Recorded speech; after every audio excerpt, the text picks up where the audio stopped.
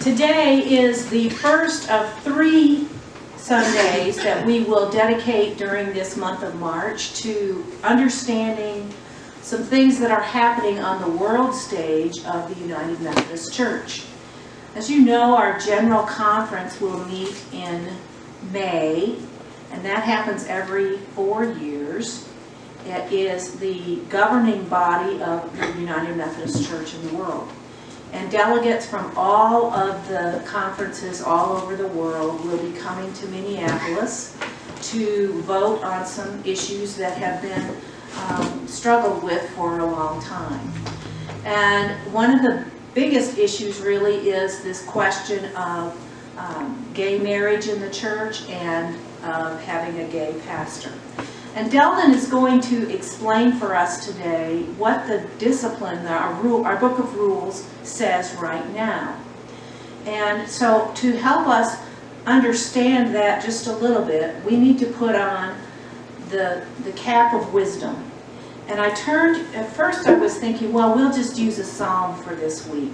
And I didn't tell you this, so my apologies. But I think it's important for us to, like Job, who was faced with some, if we remember the story of Job, and he went through many trials, and he turned to his friends for guidance, and each of them gave advice. And it was on Job to discern what was right. So, let's turn in Job to chapter 28, verses 12 through 28. But where can wisdom be found? Where does understanding dwell? No mortal comprehends its worth. It cannot be found in the land of the living. The deep says, it is not in me. The sea says, it is not with me. It cannot be bought with the finest gold, nor can its price be weighed out in silver. It cannot be bought with the gold of Ophir, with precious onyx or lapis lazuli. Neither gold nor crystal can compare with it, nor can it be had for the jewels of gold. Coral and jasper are not worthy of mention. The price of wisdom is beyond rubies. The topaz of Cush cannot compare with it. It cannot be bought with pure gold. Where then does wisdom come from?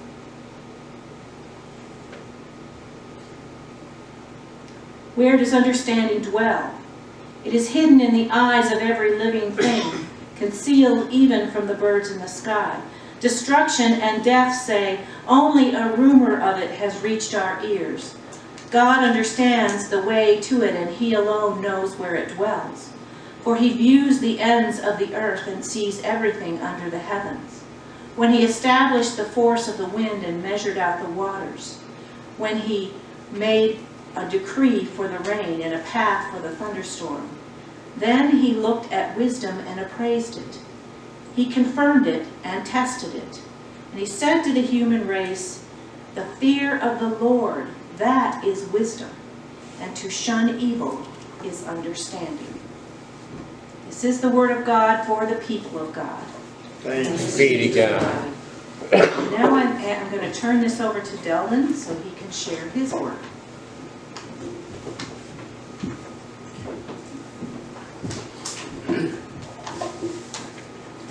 Morning. Good morning.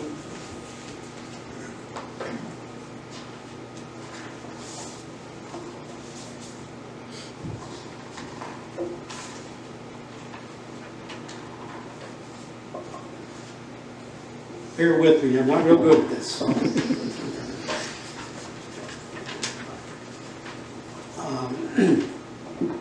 In May of this year, delegates from the conference in the world, including the Wisconsin Conference, will meet in Minneapolis. Consider the changes of our book of discipline after discussing beliefs about human sexuality. For more than 40 years on our General Conference, we'll consider several proposals this year that will determine if the current structure of our church can remain as it is, or if we have reached a point, our current structure, incompatible with the beliefs. To help us understand these concerns and what all of this means to our local church, we are giving 3 Sundays this month to provide more information so that we can all give time to think about how we feel about these questions. There are 2 primary questions of the General Conference delegates will consider, and which will drive the direction of the church. Both are related to how LBGTQIA positive persons participate in the United Methodist Churches. The letters refer to persons of their individual sexual structure. Generally, they stand for lesbian, bisexual, gays, transsexual, transgender, queer, questioning, intersexual, and asexual, and positive for all other identifications. First, the question of LBGTQIA positive person are allowed to be married in the church, and the United Methodist pastor can perform the marriage ceremony. Second is if LBGTQIA positive person can be licensed as a local pastor or ordained in the United Methodist Church and serve in a congregation such as ours. The United Methodist current book of discipline prohibits both of these. To make it easier for all of us to talk about, I'm going to say gay to mean anyone who identifies as LBGTQIA positive. The basic position of the Church of human sexuality is defined in the Book of Disciplines, which are the rules, that law of the Church, and the social principles. The social principles of our ideas of how they interpret and apply with teaching of the Bibles. Both the Book of Disciplines and the social principles say that we believe that everyone is entitled to have their rights protected against violence. No one should be hurt or exploited because of their age, gender, marital status, or sexual orientation. The Church confirms each person's worth as a human being. Everyone is welcome to attend worship and receive baptism, take communion, and confess the vows of Christian faith to become members of the Church. However, the discipline also says the United Methodist Church does not condone the practice of homosexuality and considers this practice to be incompatible with Christian teaching. So according to the discipline of the United Methodist Church, homosexuality is a sin.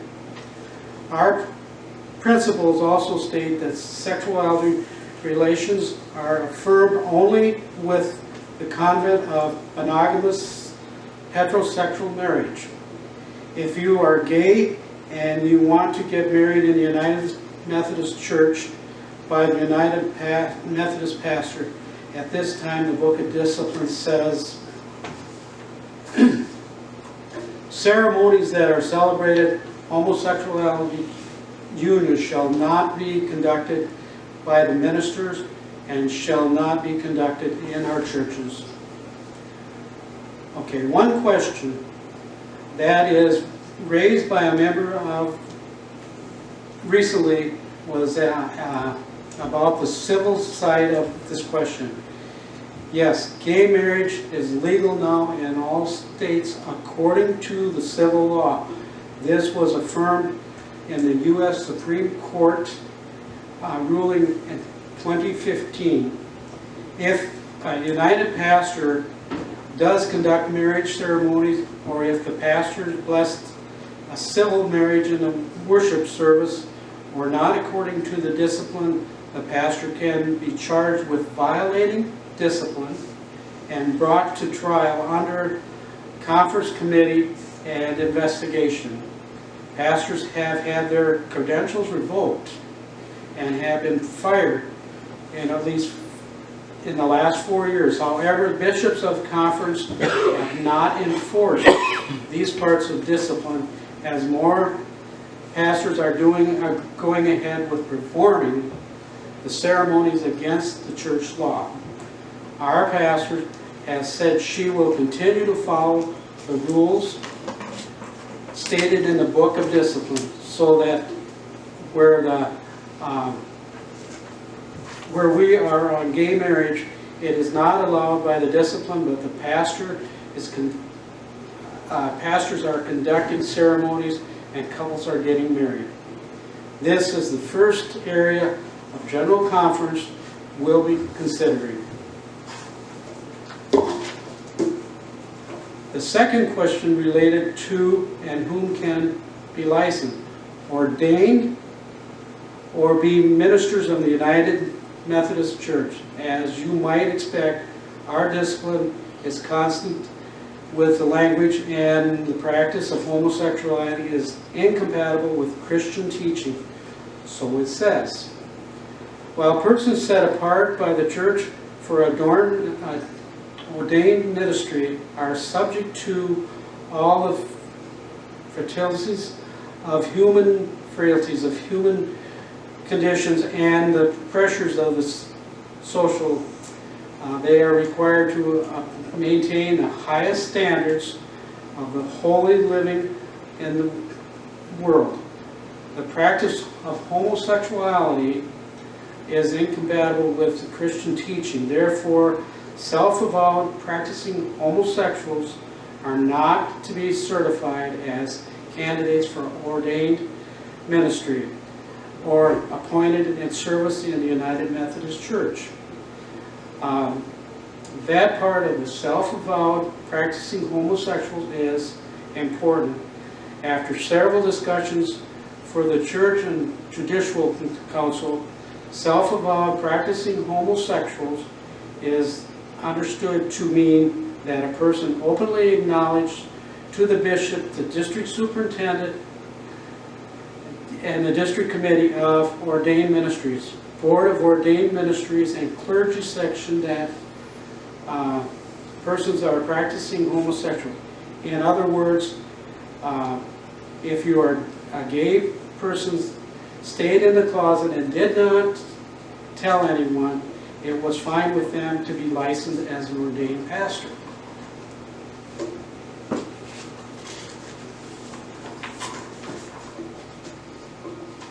Okay. For years, the reality is that the church has gay pastors, probably for as long as the church has been in existence.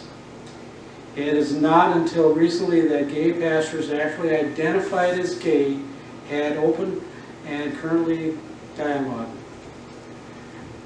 Some congregations of the United Methodist Church did not like they had a gay pastor and asked for new pastors to be appointed. Other congregations did not mind one way or the other. At this time, there is no criteria on any form that asked the church to identify how sexual orientation affect an appointment. So those are the two big questions that are facing the United Methodist Church right now. About half of the world considers themselves traditional and wants to stay with the current rules of the book disciplines, and other half consider themselves progressive and want to change to the Book of Disciplines to eliminate the language that addresses gay marriage and gay pastors. Most traditional delegates to General Conference are found in Africa and Asia countries, while most of the progressive delegates come from Western Europe and Americans. So that's what the discipline has to say.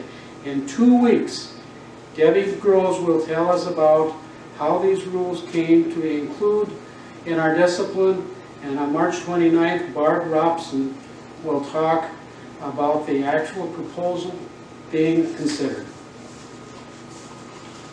It is a lot to think about and a lot for us to pray about.